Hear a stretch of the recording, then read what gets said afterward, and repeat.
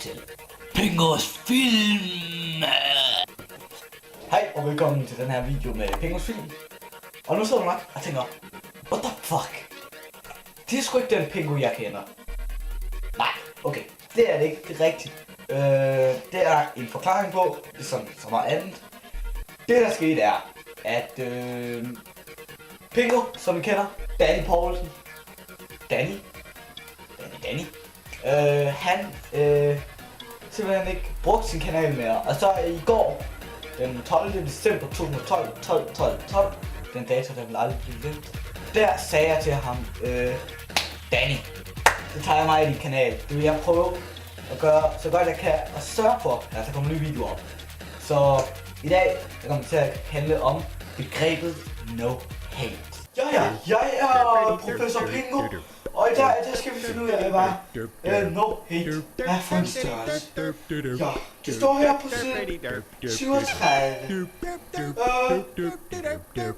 Omkring 1961 i Vietnamkrigen, der var der en vietnameser, der sagde til en amerikaner, no hate, hvilket betyder ingen had. Det viser sig herefter, at hvordan kom det? Ja, men det viser sig herefter, at amerikanerne tog sin Desert Eagle frem, skød vietnameser i hovedet og sagde, så noget skal du ikke sige til mig. Ja, det var no hate. Jeg er professor Pingo. Vi kender alle sammen begrebet no hate.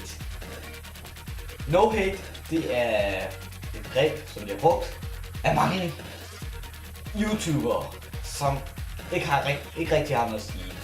Hvis vi går ind og ser på, jeg ved ikke, hvilken kanal vi skal kigge på, who gives a fuck, men i hvert fald, når man går der og kigger, så kan man i hvert fald se, at en af kommentarerne, der vil blive svaret på, det er,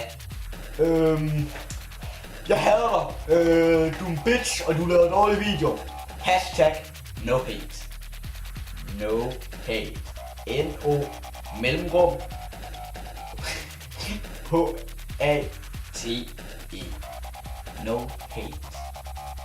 Hvad? Hvordan synes du selv, den går? Ja. I hvert fald, no hate, det kan jeg så godt lide.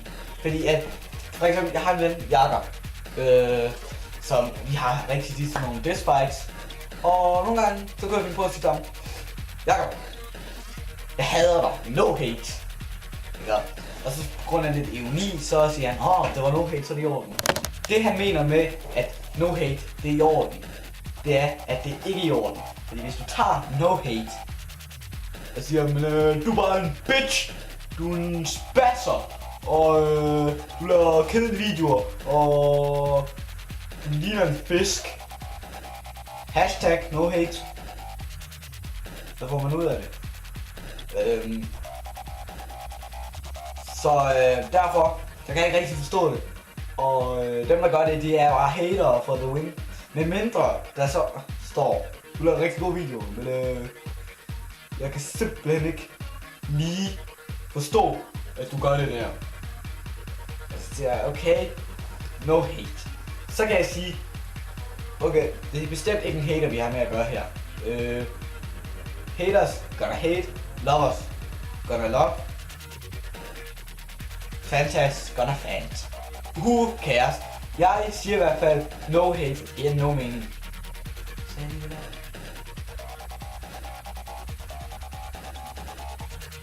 Okay, no hate giver ikke mening, og jeg synes, at det er lidt irriterende at se på folk, der hater. Generelt, hate, det er ikke godt. Hate, det er usundt. Ja.